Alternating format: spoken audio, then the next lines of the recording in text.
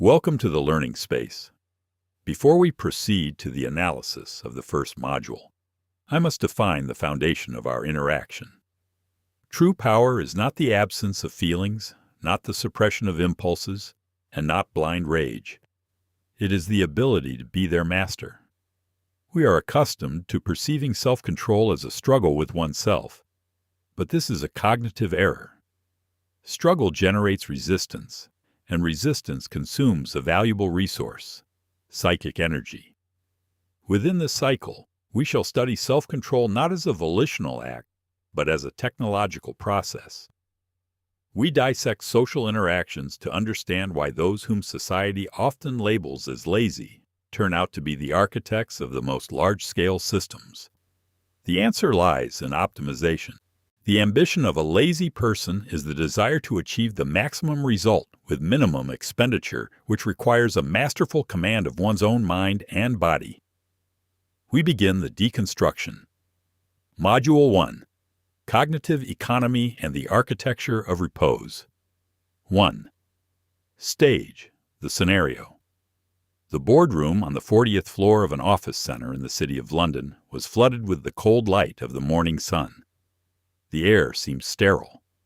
Marcus, the chief executive officer, walked quickly around the perimeter, his steps beating a rhythm on the expensive carpet.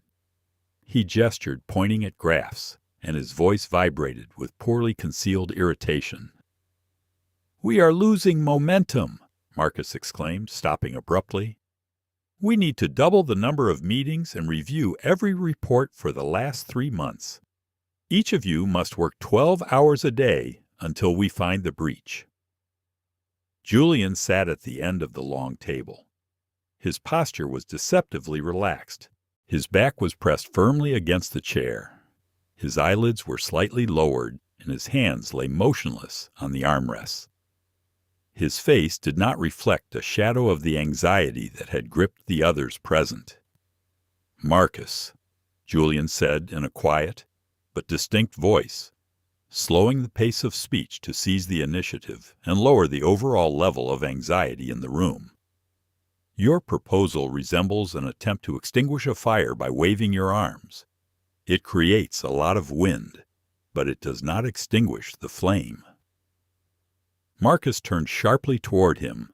The corner of his right eye twitched, an involuntary spasm of the orbicularis oculi muscle, signaling a high level of cortisol and a deficit of control.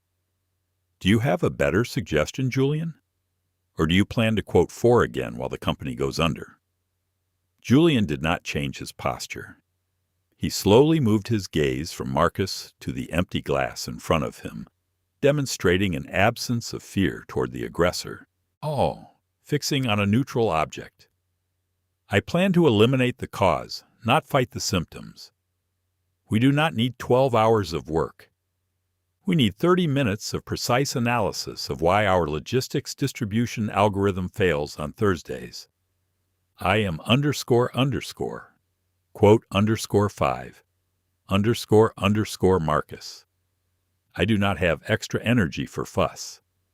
That is precisely why I will find the solution by lunch today, without leaving this office." Julian internally recorded a surge of warmth in his chest. It was adrenaline.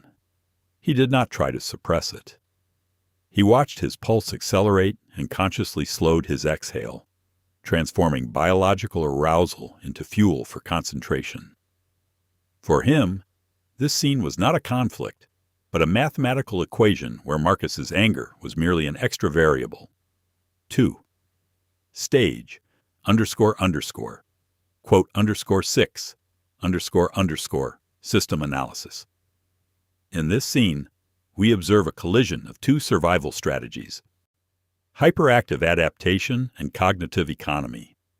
Marcus is in a state of quote _7, His limbic system dominates over the prefrontal cortex.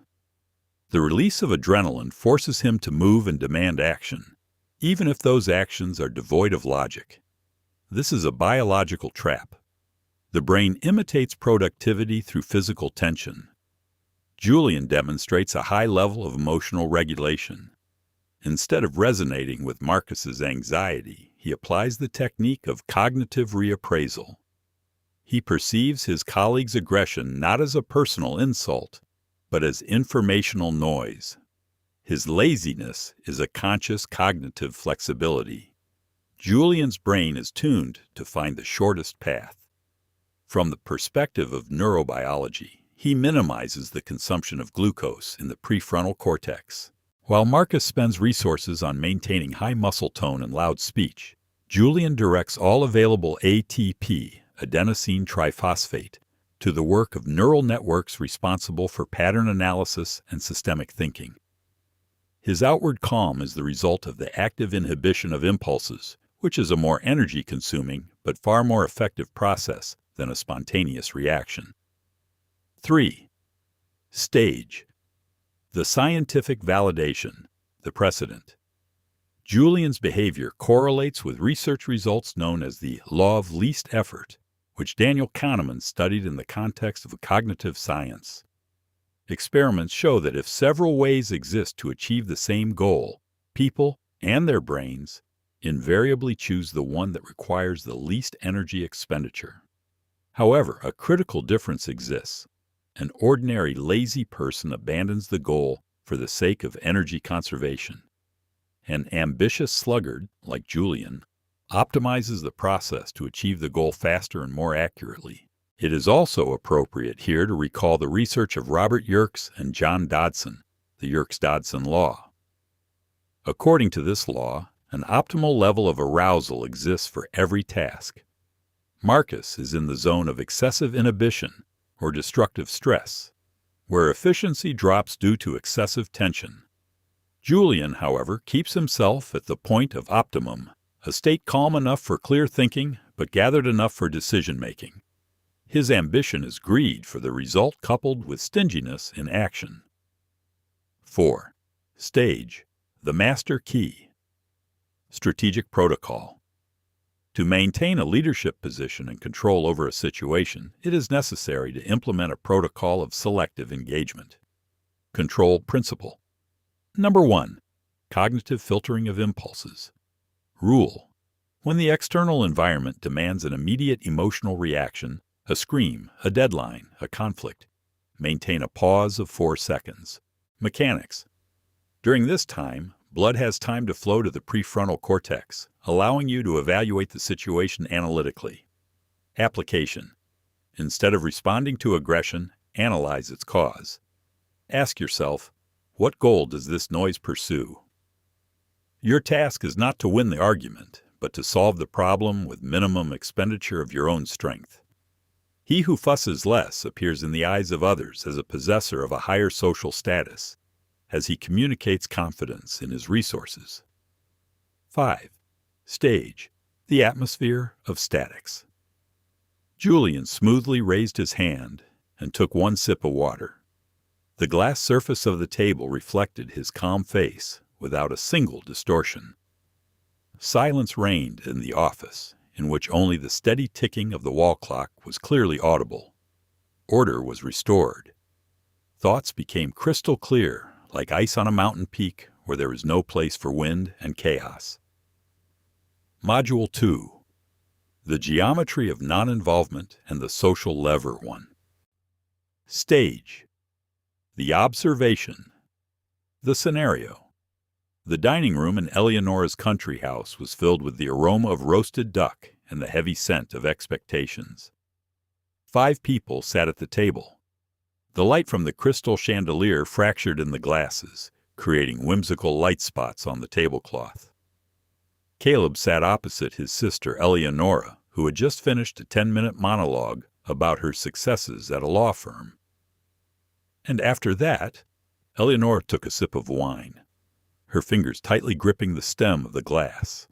Increased muscle tension, indicating a need for status confirmation. I realize that rest is a privilege that must be earned. Caleb, you have been studying the market for 4 months now, correct? Does it not seem to you that your unwillingness to simply start working is ordinary cowardice in the face of reality? Caleb slowly placed his fork on the edge of the plate. The sound of metal meeting ceramic was barely audible, but in the ensuing silence it rang out like a stroke of a gong. He did not look away. His pupils were stable, and his breathing remained even, a cycle of 4 seconds for inhalation and 6 for exhalation, conscious activation of the vagus nerve to suppress the sympathetic response. "Your definition of cowardice is curious, Eleonora," Caleb replied. His voice was half a tone lower than his sister's, acoustic dominance through low frequency. "You spend 70 hours a week filling out other people's forms to buy things that must prove to those around you that you are not wasting 70 hours a week in vain. That is not ambition. That is running in a wheel where the only reward is fatigue." Eleonora leaned forward. Her upper lip rose slightly, baring her teeth, a micro-expression of disgust and verbal aggression, according to Paul Ekman. "And what exactly are you doing?" she almost hissed. "I'm waiting for the fulcrum," Caleb said calmly. He internally scanned his sensations, a slight tingling in his fingertips. "Interesting," he thought. "This is a release of norepinephrine. I am recording it, but I do not allow it to affect my articulation. While you are fighting windmills, I am analyzing the architecture of this wheel. My laziness allows me to see that one correct deal a year will bring more than 10 years of your diligence. I am not afraid of reality. I simply do not want to spend more time on it than it deserves." He took up the fork again. His movements were economical and precise. He did not seek approval from his parents sitting nearby. He was absolutely autonomous. 2. Stage, psychological scan, system analysis. In this interaction, Caleb uses a strategy of social non-involvement. Eleonora tries to draw him into a hierarchical struggle using guilt and social standards of productivity. Her strategy is reactive. She depends on external evaluation. Caleb demonstrates high status through low reactivity. In ethology and social psychology, the individual with the highest status in a group moves the least and reacts to external stimuli with the greatest delay. This signals that the individual does not feel threatened and fully controls the resources. His refusal of fuss is not an absence of ambition, but a selective filtering of goals. Caleb's brain works in a mode of suppressing social noise. He uses cognitive energy not to seem successful, but to build a long-term strategy. His internal monitoring, observing fear like a scientist, allows him to remain in a state of metaconsciousness. He is not a participant in the drama. He is its analyst. When Eleonora attacks, she spends a metabolic resource. Caleb, by remaining calm, preserves this resource for the moment when one decisive action is required. 3. Stage, the scientific validation, the precedent. Here we see the practical application of Paul Ekman's research on microexpressions and Robert Sapolsky's work on the neurobiology of stress and social hierarchy. Sapolsky, in his studies of primates, discovered that alpha males occupying a stable position in the hierarchy have basal cortisol, stress hormone levels, significantly lower than subordinates or those constantly fighting for status. Caleb's lazy ambition is a biological model of stable dominance. It is also appropriate to mention the concept of status signaling. People with low social status tend to imitate high activity and demonstrate excessive politeness or aggression, hypercompensation. People with truly high status or high intellectual potential allow themselves to be unproductive in the eyes of society, as their confidence in the final result relieves them of the need for momentary confirmation of their significance. Caleb consciously chooses a strategy of energy conservation, which ultimately makes him more resistant to prolonged intellectual loads. 4. Stage, the master key, strategic protocol. To maintain a leadership position under social pressure, use the protocol of imperturbability. Control principle number 2, economy of the status gesture. Rule: in any social conflict, move twice as slowly and speak 20% quieter than your opponent. Mechanics. Slow movements and a low tone of voice are read by the subconscious of those around as signs of absolute confidence and an absence of fear. This causes the aggressor to involuntarily doubt their own correctness. Application. When you are criticized for passivity or laziness, do not make excuses. Making an excuse is an admission of someone else's power over your standards. Instead, ask a clarifying analytical question, moving the dialogue from the emotional plane to the systemic one. Your task is to show that you see the structure of the situation, while others see only emotions. 5. Stage. Quote _36. Caleb watched as a dust mote slowly descended onto the polished surface of the table. Time seemed to stretch, turning Eleonora's anger into an absurd pantomime. It was quiet in the room, with only the soft clink of silver against porcelain. Order. Clarity. The absence of unnecessary movements created a feeling of unshakable power, like a heavy pendulum that is frozen at its lowest point, ready at the right moment to crush any obstacle with one precise motion. Module 3. Information Filtering Protocol and Navigation in Chaos 1. Stage. Quote 37. The scenario. The company's crisis center resembled a disturbed anthill. Red numbers pulsed on huge screens. Graphs were falling rapidly. Marcus stood at the central console. His face was flushed, and his tie was loosened. 5 analysts were shouting data simultaneously, trying to outshout one another. "We need to dump assets immediately," Marcus shouted, striking the table with his palm, a demonstration of reactive aggression caused by loss of control over the situation. "We are losing $50,000 a minute. Where is Silas? Why is he not here yet?" Silas entered the room exactly 3 minutes later. He did not run. In his hands was a paper cup of coffee, which he carried with perfect care without spilling a drop. His gaze slowly slid across the screens, not lingering on the panicking people. "Silas, do you see this?" Marcus jumped toward him. "Do something. We need to make a decision now." Silas took a slow sip of coffee, feeling its temperature with the tip of his tongue, a deliberate switching of attention to sensory sensations to stabilize the neural background. "The decision has already been made, Marcus," Silas said in a calm, almost monotonic voice, refusal of emotional resonance with the group. "It was made 3 weeks ago when we were writing the protection algorithms. Right now you are not making a decision. You are simply creating entropy." "What the hell entropy? We will go bankrupt. We will go bankrupt if we press the sell button now." Silas tilted his head slightly, studying a microfluctuation of the graph, searching for a pattern in the noise. "This is an artificial dip. The algorithm will restore positions in 12 minutes.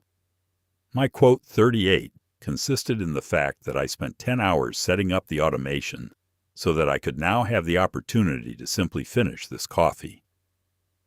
Silas sat in a free chair in the corner, away from the monitors.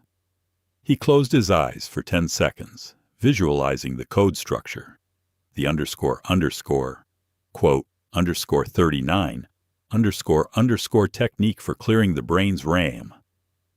For him, Marcus's fuss was merely background noise, which he successfully ignored, preserving the computing power of his intellect for truly critical variables. 2. Stage. Psychological scan. System analysis. Under conditions of acute stress, most people fall into the trap of cognitive tunneling.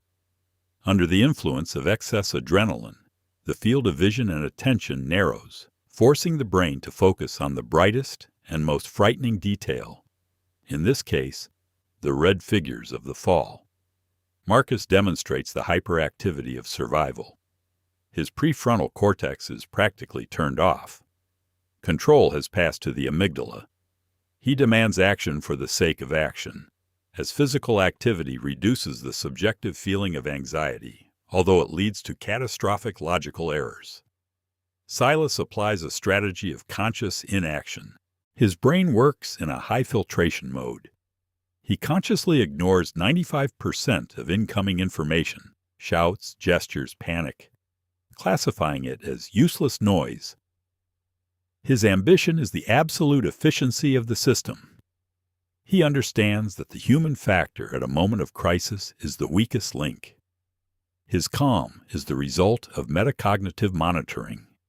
He observes his desire to intervene and consciously suppresses it, understanding that the automated system he created in a state of rest is smarter than he himself in a state of stress. 3. Stage. The scientific validation, the precedent. The described situation illustrates the results of an experiment known as the Iowa Gambling Task, conducted by Antonio Damasio and his colleagues. During the test, participants chose cards from 4 decks. 2 decks brought large wins but even larger losses, high risk, while the other 2 brought small wins and minimal losses, low risk.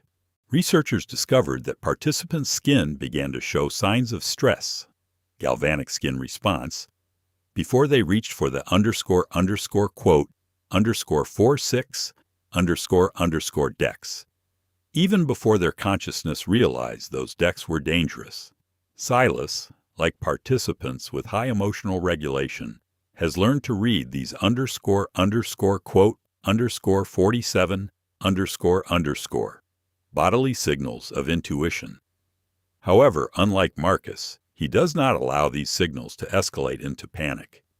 He uses them as data. A _48_ ambitious person trusts their preliminary preparation and biological signals more than momentary logical constructions built on a foundation of fear. 4. Stage. _49_ strategic protocol.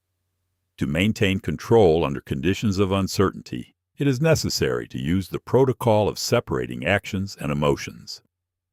Control principle number 3. Priority of the systemic algorithm. Rule: never make strategic decisions at the peak of emotional arousal. If a situation requires an __5 response, take a pause equal to the time necessary to stabilize your pulse to normal values. Mechanics. Amygdala activity blocks access to long-term memory and complex analytical functions. First, physiological norm, then cognitive operation. Application. When everyone around demands action, become a _51_ observer. Ask the question, _52. In 80% of cases, the situation will resolve itself more effectively without your direct intervention. Your task is to be the one who presses the start button of the system, not the one who tries to turn its gears manually. 5. Stage. __. Quote, _53. Silas placed the empty cup on the edge of the table. Noise still reigned in the room, but for him it became a quiet hum, like the sound of a distant ocean. He felt the cool air of the air conditioning on his skin. On the main screen, the red color changed to a timid green. The algorithm had begun correction. The world around Silas again acquired clear, geometrically correct outlines. No chaos. Only mathematics and cold, transparent confidence in his own correctness. Module 4. Emotional Deficit and the Boundaries of Autonomy. 1. Stage. __. Quote, _54. The scenario. The veranda of the private club was immersed in semi-darkness. Outside, night London hummed, but here, behind thick glass, reigned an artificial silence. interrupted only by the quiet clink of ice in glasses.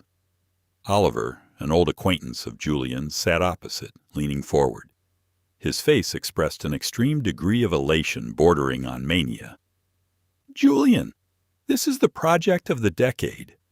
Oliver gestured actively, his palms flying up every now and then, an attempt to capture space and impose his emotional tempo. "We need to launch an advertising campaign in 5 countries simultaneously. I have already reached agreements with opinion leaders. All that is required from you is to supervise the process and check reports. It is only a couple of hours a day." Julian sat motionless. His back maintained a perfect vertical. He did not nod, did not hum an agreement, and did not smile. An absence of ___, quote, _55, ___, which creates a psychological vacuum for the interlocutor. "Oliver," Julian said, when the latter finally took a pause to breathe, seizing control at the moment of the opponent's physiological vulnerability. "You use the word only to disguise inefficiency. A couple of hours a day is 14 hours a week, 728 hours a year. You are suggesting that I invest a month of my life in a project whose marginality is doubtful. But this is status. These are connections." Oliver's voice became a tone higher, a sign of growing frustration due to the inability to evoke empathy. "Are you really so lazy that you cannot simply get involved in the process?" Julian slowly moved his gaze to his hands lying on his knees. He recorded a micro-tremor in Oliver's left hand, a sign of excessive arousal. "My quote 58, as you call it, is a filter," Julian replied calmly, using a soft voice to contrast with the interlocutor's excitement. "I do not spend emotional resources on fuss. My ambitions are directed toward creating systems that work without my participation. You, however, are suggesting that I become a part in your mechanism. I refuse." Oliver leaned back against the chair. His face was distorted for a moment by a grimace of resentment, activation of the social alienation system. "You are always cold, Julian. You simply do not care about anything except your own peace." "I am not cold, Oliver. I am economical." Julian almost imperceptibly narrowed his eyelids, focusing attention. "Understanding the mechanics of a process is more important than sympathy for its participants. If your project collapses, your enthusiasm will not help you. But my peace will allow me to build something new upon the ruins." 2. Stage: Psychological Scan. System Analysis. In this episode, we dissect the conflict between emotional investment and strategic autonomy. Oliver uses a classic tactic of social pressure, an appeal to status, and an accusation of laziness. His brain works in a mode of social confirmation. For him, Julian's refusal is a threat to his own worldview, where a person's value is determined by their busyness and involvement in collective activity. Julian, on the other hand, demonstrates cognitive autonomy. His prefrontal cortex performs the function of a strict auditor of resources. He views time and attention as finite assets. When he speaks of ___, quote, _63, he translates an abstract proposal into the plane of concrete mathematical values. This removes the emotional charge from the manipulation.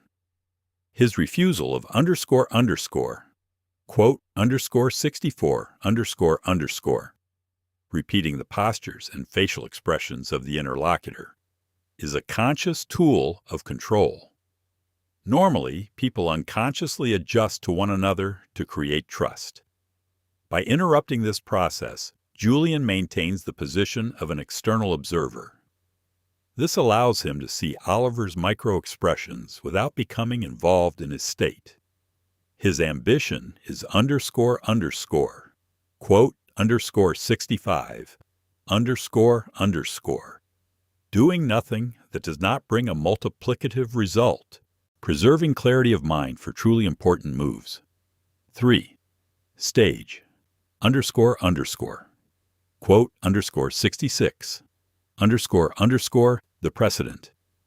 Julian's behavior is a modern interpretation of the famous underscore, underscore, quote, underscore 67, underscore, underscore conducted by Walter Mischel at Stanford University. The essence of the experiment was that a child was offered one marshmallow right now or two if he could wait 15 minutes. Long-term observations showed that children who chose waiting demonstrated higher indicators of success, a better body mass index, and resilience to stress in adult life. Julian applies this principle to social capital. Oliver offers him a, quote, 68 right now, instant status, the illusion of significance, and social approval. Julian underscore, underscore, quote, underscore 69, underscore, underscore waits, preserving energy.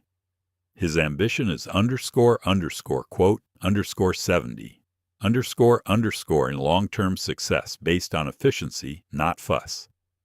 He understands that the ability to suppress momentary impulses for the sake of strategic benefit is the foundation of true leadership. The phenomenon of underscore, underscore, quote, underscore 71, underscore, underscore researched by Elaine Hatfield also manifests here. Oliver tries to underscore, underscore, quote, underscore 72, underscore, underscore Julian with his excitement. Julian, however, builds a cognitive barrier using logic and numbers, which blocks the transmission of emotions at the biological level. 4. Stage, underscore, underscore, quote, underscore 73, underscore, underscore, strategic protocol. To maintain control over your life and resources, it is necessary to implement a veto protocol. Control. Principle number 4. The right to a calculated refusal. Rule. Never say, quote, 74 to a project or request at the moment it is voiced. Always take a pause of 24 hours to translate the proposal from the emotional plane to the digital one. Mechanics. Social approval is cheap dopamine. Your task is to replace it with satisfaction from long-term efficiency. Evaluate any proposal through the question, quote, 75. Application. When you are accused of laziness or indifference, perceive it as a sign that your defense is working. Do not try to prove your usefulness through fuss. True ambition is the ability to say, quote, 76 to 10 good opportunities in order to have the strength to realize one great one. 5. Stage. Quote, 77. Julian lightly touched the cold edge of the table with his fingers. The surface was perfectly smooth. He felt silence pulsing inside him, not emptiness, but an ordered structure of thoughts. Oliver continued to say something, but his words now seemed merely the distant noise of the surf, unable to shake the monolith of his calm. In this space, there was no room for haste, only cold calculation and absolute clarity of every next step. Module 5. The architecture of silence and dominance through the pause one. Stage, underscore, underscore, quote, underscore 78, underscore, underscore, the scenario. The meeting room was designed in dark gray tones. 2 people sat at the table made of solid oak, Eleonora and a representative of a competing holding, Mr. Brooks. Brooks had been speaking for 12 minutes straight. His voice was becoming louder, and his gestures were becoming wider. He laid a folder with documents on the table, demanding an immediate revision of the contract terms for £5 million sterling. "This is robbery, Eleonora." Brooks leaned forward. His tie touched the edge of the table. "We demand an increase in the share by 30%. Otherwise, the deal will be terminated tomorrow at 10 in the morning. What do you say to that?" Eleonora did not answer. She sat absolutely motionless, having folded her fingers into a underscore, underscore, quote, underscore 79, underscore, underscore on her knees under the table. Her gaze was directed at a point between Brooks' eyebrows, creating psychological pressure without a direct visual challenge. 5 seconds passed. 10. 15. Brooks fidgeted in his chair, a sign of growing discomfort and loss of confidence. He opened his mouth to say something, but Eleonora only slightly raised her chin, maintaining silence. 30 seconds passed. In the silence, only the steady hum of the ventilation was audible. "Listen," Brooks' voice faltered and became 2 tones lower, a shift from a dominant position to a subordinate one. "We could discuss 15% as a compromise." Eleonora slowly exhaled through her nose. She recorded how the vein on Brooks' temple was pulsing. Her lazy unwillingness to enter into an argument saved her a huge amount of energy and allowed the opponent to destroy his own position himself. 7%, she finally said, separating each word. "And we sign now, or you walk out that door in exactly 1 minute." She fell silent again, watching Brooks feverishly search for support in her inscrutable face. 2. Stage. Psychological scan. System analysis. In this scene, Eleonora applies the strategy of the controlled vacuum. The human brain is biologically programmed to fill pauses in communication. Silence is perceived by the limbic system as uncertainty, and uncertainty is perceived as a potential threat. When Brooks issues an ultimatum, he expects a reciprocal reaction, an excuse, aggression, or bargaining. Any of these reactions would give him information about Eleonora's state. Silence, however, deprives him of feedback. His brain begins to generate worst-case scenarios. Does she know something? Is she not afraid of losing $5 million? Does she have a plan B? Eleonora uses the effect of social pain that arises in the absence of confirmation from the interlocutor. Her ambition lies in achieving a result through a refusal to participate in the imposed ritual of the argument. She preserves a cognitive resource, while Brooks burns it trying to interpret her silence. Her lazy tactic is the highest form of information hygiene, giving the opponent nothing except his own fears. 3. Stage. The scientific validation. The precedent. Eleonora's behavior relies on the research of psychologist Namke Kudenberg from the University of Groningen, dedicated to the influence of pauses on social interaction. Research has shown that a pause in conversation lasting more than 4 seconds causes a sharp spike in anxiety and a feeling of social exclusion among participants. The brain perceives a violation of the rhythm of conversation as a sign that the group or partner no longer accepts the individual. This activates the same zones of the brain as physical pain.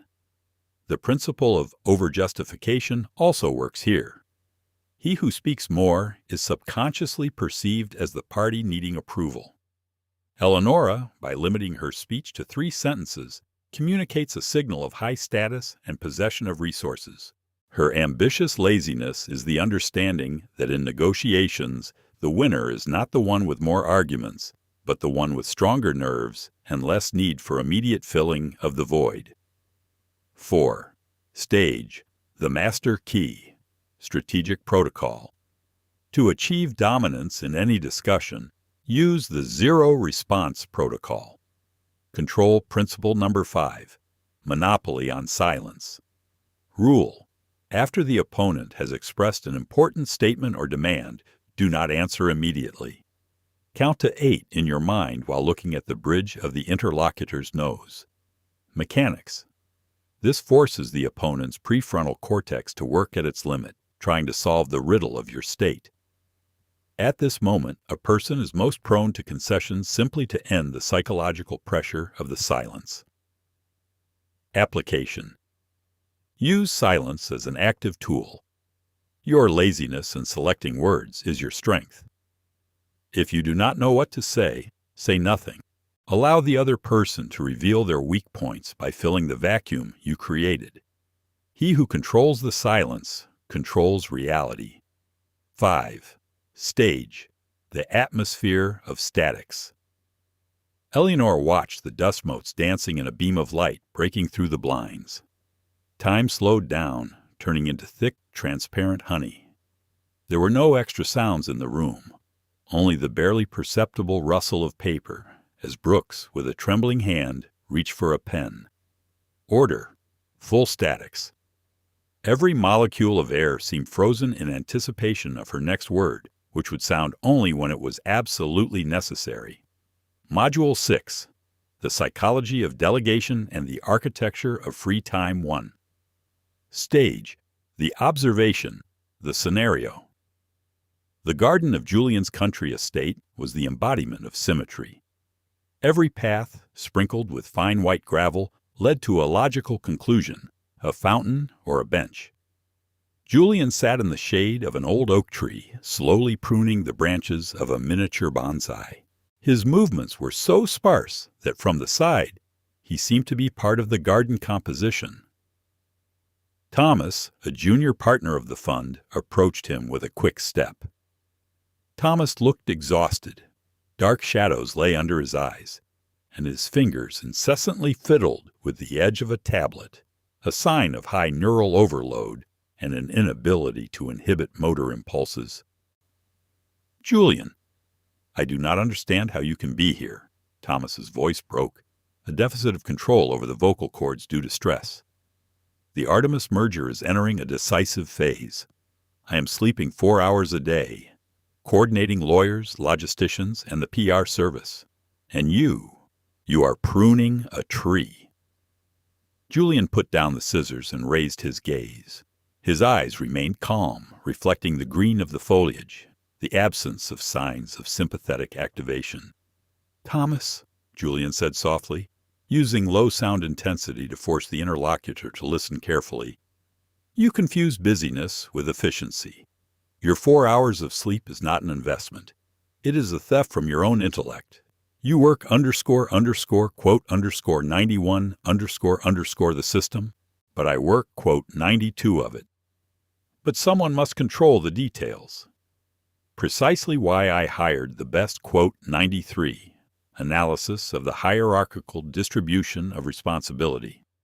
My quote 94 nature does not allow me to do what another can do 80% as well as I can. While you spend a cognitive resource on checking commas and contracts, I keep my mind empty for one single task: to see the systemic risk that you all will miss due to fatigue." Julian took up the scissors again. He internally noted how his own heartbeat remained at a rhythm of 62 beats per minute. He did not feel guilt for his peace. For him, this peace was the most expensive asset, which he protected with the aggression of a predator. 2. Stage. Quote 95 system analysis. In this scene, we observe a conflict between executive fuss and architectural delegation. Thomas is trapped in the quote 96 His brain reacts to small, short-term stimuli, ignoring long-term goals. This state leads to quote 97 With every hour of wakefulness, Thomas's ability to make a high-quality choice drops as the supplies of glucose in the prefrontal cortex are depleted. Julian applies a strategy of radical alienation. He understands that an ambitious quote 98 is, above all, one who knows how to build self-regulating systems. His quote 99 is a conscious filter cutting off low-level tasks. From the perspective of neurobiology, Julian protects his default mode network. This network is activated when we are in a state of rest, and it is precisely this network that is responsible for insights, the synthesis of complex information, and strategic vision. While Thomas overloads his working memory with details, Julian allows his subconscious to process the global patterns of the deal.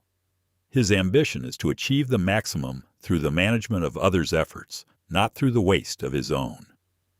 3. Stage. The scientific validation. The precedent. The described strategy is confirmed by research in the field of cognitive load and the Pareto principle, the 80-20 principle. Vilfredo Pareto at the beginning of the 20th century noticed that 20% of efforts yield 80% of the result. In neuropsychology, this principle is transformed into the concept of cognitive economy. Research by Professor Baumeister on the deficit of will shows that willpower is an inexhaustible resource. Lazy, ambitious leaders like Julian intuitively follow the results of the radiologist and noise experiment. It was proven that an experienced doctor makes a more accurate diagnosis if he is given less time to view the image, but is provided with complete silence and an absence of distracting factors than if he works 12 hours in a row, analyzing thousands of small details. Julian delegates noise, leaving himself with the signal. He understands that his main value is not in action, but in the quality of one single decision made in a state of absolute clarity. 4. Stage. The master key. Strategic protocol. To free up a resource for large-scale ambitions, it is necessary to implement a protocol of systemic release. Control principle number 6. Distancing from the process. Rule.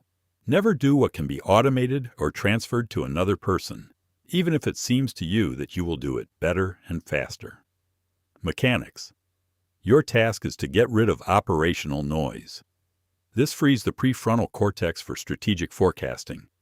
If you are occupied with trifles, you are blind to opportunities. Application. Make a list of tasks for the day and cross out 80% of them. The remaining 20% are those actions that directly lead to your main ambition. Delegate the rest without a feeling of guilt. Remember, a leader is not the busiest person in the room, but the one who created conditions under which everything works in his absence. Your laziness is the engine of progress for your system. 5. Stage. The atmosphere of statics. Julian made the final cut. An extra branch fell onto the white gravel. He looked at the bonsai. The tree now looked stronger, having been deprived of everything unnecessary. Perfect silence reigned in the garden, broken only by the distant rustle of the wind in the crowns of the oaks. The air was clean and fresh. In this space, there was no room for anxiety or haste, only order, structure, and a cold, transparent confidence that the world turns exactly as intended while its creator enjoys peace. Module 7. Synthesis of Control and the Philosophy of the Eternal Return to Peace 1. Stage. The observation, the scenario. The penthouse terrace loomed over the evening city, which from below seemed like a cluster of chaotic light signals. Julian stood at the very edge of the glass fence, holding an empty glass in his hand. His gaze was fixed on the horizon line, where the sky merged with the darkness of the ocean. Marcus entered the terrace rapidly. His steps on the tiles sounded sharp, disturbing the silence, a demonstration of residual anxiety and an inability to transition smoothly into a state of rest. He gripped a smartphone in his hand, the screen of which flashed continuously with notifications. "This is incredible, Julian." Marcus stopped 2 meters away, breathing heavily. "The deal is closed. All 7 divisions are integrated. We gained control over the market 36 hours before the deadline. But I do not understand one thing." He fell silent, looking at the motionless figure of his friend. "You did not make a single call all day. You simply sat here. This is some kind of anomaly. Did you really care so little that you did not even check the final figures?" Julian slowly turned his head. His face was relaxed. The jaw muscles were not clenched, which indicated a total absence of hidden stress. "Marcus," he said, using low volume to force the interlocutor toward physical proximity and calming. "Checking figures at the moment of closing is the same as trying to rearrange bricks in an already built foundation. It is a useless waste of a cognitive resource. I am lazy, remember?" I spent 3 months making sure the system did not need me on the day of triumph. My ambition consisted in becoming an unnecessary element in this equation. Marcus looked at his phone and slowly put it in his pocket, involuntary imitation of the leader's calm. So your success is simply the absence of your participation? My success is an architecture that makes participation unnecessary. Julian again moved his gaze to the horizon. True control is invisible. It manifests not in fuss, but in the fact that order is maintained by itself. I observed my desire to intervene and suppressed it as early as this morning. That was the most difficult work of the day. Doing nothing. 2. Stage. Psychological scan. System analysis. In the final stage of the cycle, we observe the highest form of self-control, integral tranquility. Marcus personifies reactive ambition. His brain is used to receiving dopamine from the process of struggle and overcoming difficulties. For him, the absence of action is equivalent to defeat or indifference. This is a neurobiological dependence on cortisol. The brain demands stress to feel alive and productive. Julian, on the other hand, demonstrates proactive economy. He uses the mechanism of pre-commitment. His prefrontal cortex has created a long-term algorithm that excludes the need for operational intervention. From the perspective of physiology, Julian is in a state of coherence. His heart rhythm and brain waves work in a synchronous, economical mode. He does not fight reality. He has designed it. His ambition is not power over people, but power over entropy. He understands that any extra reaction is a leakage of energy. His lazy greatness is the ability of the mind to predict the future with such accuracy that the future itself becomes merely a formal confirmation of his calculations. 3. Stage. The scientific validation. The precedent. Julian's final principle relies on the pre-mortem technique developed by psychologist Gary Klein. Unlike traditional analysis of the causes of failure post-mortem, a pre-mortem consists in imagining at the very beginning of a project that it has suffered a complete collapse and analytically calculating the causes of this hypothetical fiasco. Julian used this method to eliminate all possible points of friction before they arose. This allowed him to become lazy in the implementation phase. His brain has already lived through all crises in simulation. Therefore, reality does not evoke an emotional response in him. The concept of least action, from theoretical physics transferred to psychology, also manifests here. The brain strives for a state with the lowest free energy. Those who are called lazy, but who reach the heights, are people with the highest intellectual efficiency. They do not resist the flow of events. They change the landscape so that the events themselves flow in the direction they need. This is confirmed by research on neuroplasticity. The brain of a master requires tens of times less energy to perform a complex task than the brain of a novice, precisely by cutting off unnecessary neural connections. 4. Stage. The master key. Strategic protocol. To achieve absolute self-control and the realization of large-scale ambitions, it is necessary to adopt the final mindset. Control. Principle number 7. The philosophy of systemic absence. Rule. Your value is determined not by what you do, but by what happens thanks to your initial impulse. Strive to become the invisible engine. Mechanics. Evaluate your progress by the amount of free time you have left with growing results. If free time becomes less, you are losing control and turning into a slave of your own ambition. Application. Regularly conduct a fuss audit. Ask yourself the question, which one action today will make 10 actions tomorrow unnecessary? Your ambitious laziness is a shield against chaos. He who knows how to stop and step aside in time sees the picture as a whole, while others are blind from tension. Peace is not the absence of a goal. It is its highest form of realization. 5. Stage. The atmosphere of statics.